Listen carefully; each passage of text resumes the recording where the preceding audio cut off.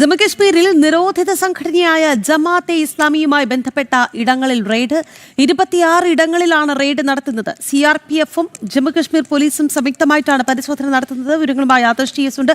ആദർശ്, ഒരു മിന്നൽ നീക്കമാണോ? എന്താണ് പരിശോധനയ്ക്ക് പിന്നിൽ? എവിടെയൊക്കെ പരിശോധന?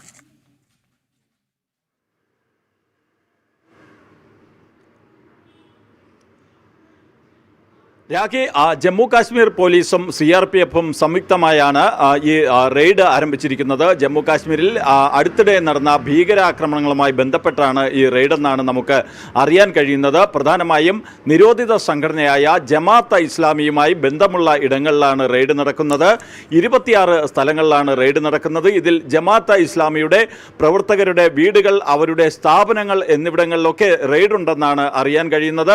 ഏറ്റവും പ്രധാനപ്പെട്ട ഒരു കാര്യമെന്ന് പറയുന്നത് UAPA പ്രകാരം നിരോധിച്ച സംഘടനയാണ് ജമാഅത്തെ ഇസ്ലാമി.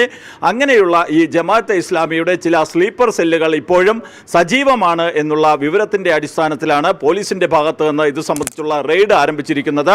പോലീസും CRPF-ഉം സംയുക്തമായി നടത്തുന്ന ഈ റെയ്ഡിൽ ചില ഡിജിറ്റൽ രേഖകളടക്കം പിടിച്ചെടുത്തു എന്നുള്ള വിവരങ്ങൾ പുറത്തു വരുന്നുണ്ട്.